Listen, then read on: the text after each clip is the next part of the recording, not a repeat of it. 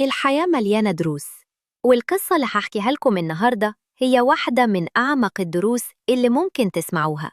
قصة مهمة جدا للست والراجل، وأتمنى منكم تتابعوا معايا للنهاية. آرائكم في التعليقات هتفرق كتير معايا. صاحبة القصة النهاردة اسمها شيرين، وحكايتها بتبدأ من قرية ريفية بسيطة. كانت من عيلة فقيرة جدا، لكنها كانت مختلفة عن غيرها، وهي كتير من البنات في قريتها وقفوا تعليمهم. شيرين كانت متمسكة بحلمها، كملت تعليمها وحصلت على دبلوم تجارة، مدفوعة برغبة قوية إنها يكون ليها هدف في الحياة. هي ما كانتش عايزة تعيش عشان تملى وقتها بس، كانت عايزة تبني حاجة ليها معنى. في القرية دي تقدم لخطبتها شاب اسمه سعد. كان وضعه العكس بتاعها تماماً. هو ما كانش متعلم، القراية والكتابة مش من اهتماماته، لكنه كان غني ووضعه المادي كان كويس جدا مقارنة بمعايير القرية لعيلة شيرين الفقيرة. الماتش ده كان زي الحلم، هم شافوا فيه حل لمشاكلهم، ورغم تحفظات شيرين الداخلية بخصوص الفرق الكبير في التعليم بينها وبينه، إلا إن أهلها أقنعوها. قالوا لها إن الحاجات دي مش مهمة، المهم إنه راجل كويس والرزق موجود. في الآخر اقتنعت، وزي ما بيحصل في قرى الريف الخطوبة كانت سريعة. في خلال شهور قليلة اتجوزوا وبدأوا حياتهم مع بعض. في البداية واجه زواجهم الصعوبات الطبيعية اللي بتواجه أي زوجين، لكن المفاجأة إن اختلاف المستوى التعليمي ما كانش عائقاً زي ما كانت متخيلة. شيرين لقت نفسها متقبلة حياتها الجديدة بكل حب. سعد كان عنده أرض هي مصدر رزقه الأساسي، والشغل فيها كان مرهق جداً، لكن شيرين رغم إنها متعلمة اختارت تقف جنبه. كانت تروح معاه الأرض كل يوم، اتعلمت تزرع وتتعب في التراب وتعمل كل حاجة زي ما هو بيعمل بالضبط. الشغل كان منهك، لكنها كانت مبسوطة، مش بس عشان الشغل، لكن عشانها كانت بتشارك جوزها حياتهم وبتسعى لبناء مستقبل لأولادهم كمان. الأرض دي كانت مستقبلهم، وكانت فخورة إنها جزء منه. كانت حاسة إنهم فريق واحد شغالين سوا عشان هدف واحد. الشراكة دي كانت أساس سعادتهم في بداية حياتهم، سعادة كانت متخيلة إنها حتفضل للأبد، لكنها ما كانتش تعرف إن الأساس المتين ده حيتحط قدام اختبار ما كانش في الحسبان. إعادة تشويق. تخيل إنك تبني حياتك على أرض صلبة، فجأة يظهر لك واحد غريب ويقولك إن تحت بيتك كنز، ويبدأ يحول كل حاجة بنيته لأنقاض. ده اللي حيحصل بعد كده. إيه رأيكم؟ حصل بعد كده؟ منذ فترة قصيرة بعد الجواز بدأ يتغير حاجة بسيطة. شيرين حست إنها مش كويسة، دايخة وغثيان مستمر. فكرت إنها مجرد تعب من الشغل، ويوم ما كانتش هتنساه أبداً. وهي في الأرض مع سعد حست بتعب شديد، وقالت له إنها هتغمى عليها.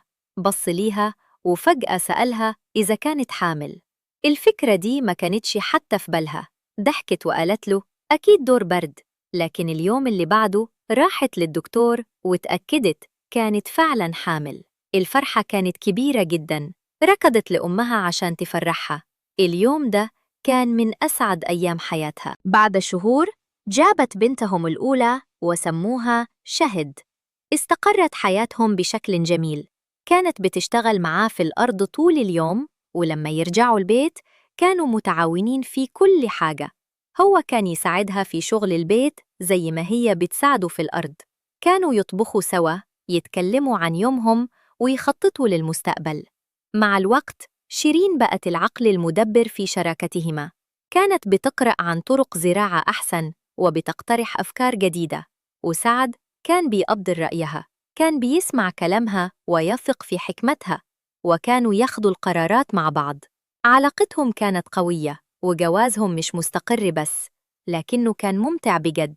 كبروا ممتلكاتهم، اشتروا جاموسة وبعدين جاموسة تانية. بدايتهم المتواضعة تحولت لحياة كريمة ومزدهرة، مش بس عايشين، لكنهم كانوا مبسوطين. ثروتهم البسيطة كانت بتزيد مع الاحترام المتبادل بينهم. هما كانوا بكل المقاييس عائلة ناجحة وسعيدة. هموم الدنيا المادية خفت، بنوا النجاح ده بشق الأنفس وبالوحدة. لما ترجع شيرين بالذاكرة للفترة دي بتوصفها بإنها مثالية. كانوا مثال للزوجين اللي رغم اختلافاتهم قدروا يبنوا حياة مليانة حب وإنجاز. سعد ما كانش مجرد جوزها، كان شريكها وأقرب الناس ليها.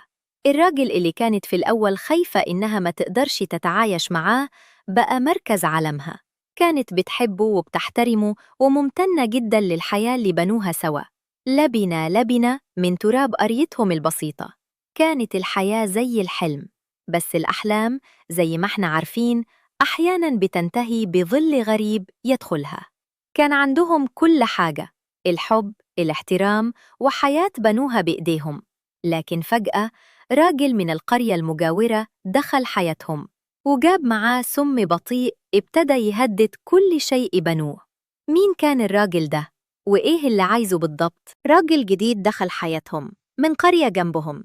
كان بيقعد مع سعد بالساعات، وشيرين كانت بتتفرج بقلق على جوزها وهو بيتحول قدام عينيها. الراجل كان شكله مريب ووشه فيه حاجة مش مريحة. سعد اللي كان واضح وموجود مع أسرته بقى غامض وبعيد. ابتدى يهمل شغله في الأرض ويهمل البيت ويبعد عن شيرين وبنتهم.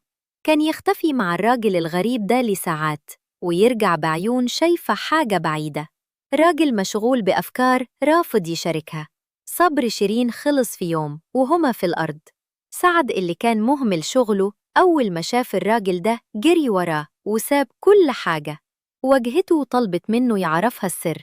تحت الضغط سعد اعترف. الراجل ده على حسب كلامه هو هدية من ربنا. قال إنه شيخ عارف وكشف له سر كبير. تحت بيتهم في مقبرة فرعونية قديمة مليانة كنوز وذهب لا يتخيل. قال لهم إنهم حيبقوا أغنى ناس في القرية كلها ويعيشوا من غير ما يشتغلوا يوم واحد. وصف لهم حياة الملوك وقال لشيرين: تخيلي بنتنا شهد حتعيش زي الأميرات. عينه كانت بتلمع بحماسة غريبة. في الأول شيرين حاولت تذكره بالنعمة اللي هم فيها. قالت له إنهم مرتاحين الحمد لله وناس كتير بتتمنى ربع عيشتهم. لكن كلامها ما أثرش فيه. بذرة الطمع اللي اتحطت في قلبه بدأت تنمو بسرعة مرعبة. سعد اللي كان مبسوط بحياته من أسبوع بس بقى شايف بيته وأرضه وعيشته المستقرة بعين ازدراء. كل ده بقى مش كفاية. اتملكته فكرة الثروة الفورية الخيالية. كان بيحلم بالذهب ويقول إنه هيساعد الفقراء. لكن شيرين شافت في عينيه بداية الجنون. ما كانش الراجل اللي اتجوزته. الطموح اتحول لهوس خطير واستعداد يعمل أي حاجة عشان يوصل للثروة اللي مقتنع إنها مستنياه تحت رجليه. الحياة اللي بنوها بقت فجأة هشة، مجرد خطوة عشان يوصل لحلم بيأكله من جوه. إعادة تشويق، حلم الكنز، تملك من عقل سعد، وبدأت الثقة بينه وبين شيرين تتآكل. كان مستعد يخاطر بكل حاجة عشان وعد بالذهب، لكن اللي ما يعرفوش إن تمن الكنز ده هيبقى أكبر بكتير من أي فلوس. إيه الخطوة الجاية من الراجل الغامض؟ شيرين بالرغم من خوفها بدأت هي كمان تتجر مع التيار. فكرة الثراء السريع كانت صعبة بتقاوم، وقصص الفراعنة والذهب كانت بتسحر العقل. حاولت تكون صوت العقل وأخذت وعد من سعد إنه ما يصرفش ولا جنيه من تعبهم على المشروع ده. الراجل هو اللي يصرف. لكن الشيخ كان عنده خطة تانية. أول حاجة قال لهم إن في مية ظهرت في الحفرة، وعلشان يكملوا لازم يشتروا مواتير ومعدات غالية. مبلغ صغير قال لسعد قدام الثروة اللي مستنيهم. سعد اللي كان بيعبد الراجل من كتر ما اقتنع بيه ما حسبش حساب حاجة. ابتدى يدفع شوية بشوية لغاية ما خلص كل مدخراتهم. الراجل بقى عنده في البيت طول الوقت ووشه المريض كان يرعب شيرين. كان بيقعد مع سعد ساعات يخططوا ويحددوا مكان الكنز بالظبط في البيت. ويوم جه بشوية رجالة وقال لهم إن النهاردة هيبدأوا الحفر بجد. شيرين كانت تقعد في الأوضة اللي جنبهم ودنها على الحيط تسمع همسهم. سمعتهم بيقولوا إن في عقبات جديدة، مية تانية، ومصروفات أكتر. كل مرة تحاول تنبه سعد تذكره بوعدهم وكل مرة كان يرد عليها بغضب أكبر، وسواسه بقى عدواني. كان يصرخ فيها ويقول لها ما تدخلش في حاجة هي مش فهماها. الفلوس خلصت، وبعدين الحاجات الغالية. الراجل اللي كان مبسوط بقى غريب، مشبع بغضب وإحباط. ابتدى يستلف ويدخل في ديون أعمق، عشان حلم دايما شكله قريب بس بعيد. الفلوس راحت، لكن قوة الوهم كانت أكبر من أي وقت. سعد ما كانش راجل طبيعي، بقى مجرد قالب فاضي، وهمه الوحيد إنه يطلع الكنز. كان يهمس مع نفسه بعيون زيلة. الأرض اللي تعبوا فيها اتهانت، والجاموسة اتفرطوا فيها، والبيت فقد دفاه. كل اللي فضل الهوس. شيرين كانت تتفرج على حياتها وجوازها ومستقبلها وهم بيدحرجوا في حفرة عميقة. ويوم الشيخ بص لسعد بعين خبيثة، وطلب منه طلبه الأخير والأكثر رعباً. قال له إن الجن اللي بيحرسوا المقبرة مش هيفتحوها غير بذبيحة معينة. الجنون وصل لقمته، وبدأ اختبار رجولة سعد. إعادة تشويش. الراجل الغريب سلخهم من كرامتهم وفلوسهم وسلامهم، لكن دلوقتي طلب حاجة أغلى بكتير. قال لسعد إن الجن اللي بيحرسوا الكنز عايزين دم. إيه الفعل اللي ممكن يقدم عليه راجل مسه الجنون؟ الشيخ قال لسعد كلمته الأخيرة بهداوة مرعبة: الجن اللي بيحرسوا المقبرة على حسب كلامه مش هيفتحوها غير بتقديم ذبيحة. الطلب الأول كان شيرين، لازم هو ينام معاها فوق الأوضة اللي فيها المقبرة عشان الطريق يتفتح. سعد سمع الكلام وما حركش ساكن، ما زعقش ولا اتعصب، بالعكس بدأ يخطط مع الراجل إزاي يخدرها عشان يخلوا الموضوع يتم. شيرين اللي كانت بتسمع من ورا الباب حست إن الدنيا انتهت. الراجل اللي بتحبه شريك حياتها كان مستعد يبيعها عشان وهم. خططوا واتفقوا. في يوم من الأيام سعد حط منوم في أكلها أو شربها، فاكر إنها حست بتعب غريب واتغطت في النوم. بعدين فاقت على حاجة مرعبة، حد بينزع هدومها. لقت الشيخ واقف فوقها. في لحظة الأدرينالين ضرب في جسمها. سعد في هلعة ما حطش جرعة كفاية، دفعته بإيديها وصرخت. شدت بنتها الصغيرة اللي كانت نايمة في الأوضة وجريت من بيتها بالليل. ركضت لبيت أهلها، ست محطمة، حكت لهم كل حاجة: الخيانة، الراجل، محاولة الاعتداء عليها. اتصدموا، وهي عرفت إنها عمرها ما هترجع تاني. قررت إنها هتطلق من الوحش اللي خلف جوزها. لكن الكابوس مخلصش وهي عند أهلها. الشيخ طلب من سعد حاجة تانية. سبيريتس، قالوا محتاجين ذبيحة تانية، المرة دي لازم دم بنت بكر من بيته. بنته. سعد اللي عقله بات وافق، راح عشان يجيب واحدة من بناته يوديها مكان الحفرة ويذبحها عشان الجن يفتحوله المقبرة. شيرين اللي كان قلبها مش مرتاح اكتشفت الخطة. قلبها تجمد، دماغها اللي كانت مليانة أحلام امتلأت بالرعب. الراجل اللي شاركته حياتها كان على وشك يعمل المستحيل. ما فكرتش لحظة، راحت لرجالة البلد وعرفت إن لازم تتحرك عشان تنقذ بنتها. إعادة تشويق. غريزة الأم هي أقوى قوة في الوجود. سعد كان ماسك بنته وسكينة في إيده عشان يخلص على روحها عشان كنز وهمي. شيرين كانت بتجري وراه. هل هتوصل في الوقت اللي ينقذ بنتها ولا هيكون الوقت فات؟ من غير ما تفكر كتير شيرين ركضت لقسم الشرطة بصوت مرتجف، حكت لهم كل حاجة: الشيخ النصاب، الهوس، محاولة الاعتداء عليها، والخطر اللي بيواجه بنتها دلوقتي. البوليس ما طلش، راحوا على المكان اللي قالته عليه، المكان اللي سعد كان متخيل إنه مدخل المقبرة. لقوه واقف وسكينة في إيده، وبنتهم الصغيرة واقفة جنبه خايفة مش فاهمة حاجة. كان على وشك يعمل أبشع جريمة في الدنيا عشان كنز مش موجود. وقفوه في اللحظة الأخيرة وأنقذوا البنت من نهاية ما حد يتخيلها. القبض حصل بسرعة. سعد والشيخ المجنون اتقبض عليهم. الخبر انتشر في القرية وفي كل حتة. الناس اتصدمت. القصة كانت شبه أفلام الرعب لكنها حقيقية.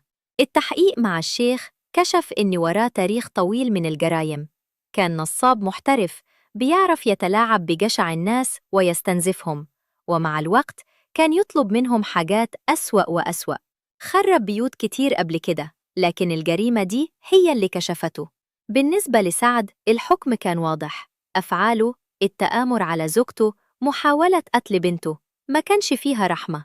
اتأكيوزد واتحكم عليه هو والنصاب بالإعدام. قصة شيرين هي درس قاسي، هي تحذير من سم الجشع وخطر إن الواحد يفقد عقله عشان وهم الثراء السريع.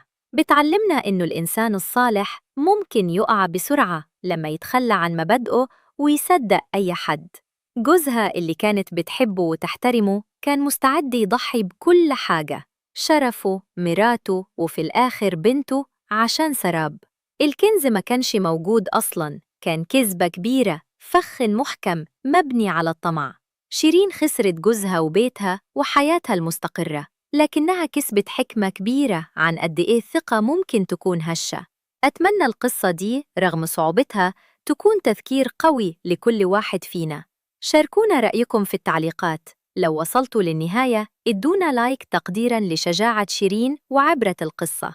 في الآخر الحفرة اللي تحت بيتهم ما طلعتش غير الحقيقة القاسية عن قد إيه الجشع ممكن يهلك الروح. إيه رأيكم في القصة؟ استناهم في التعليقات.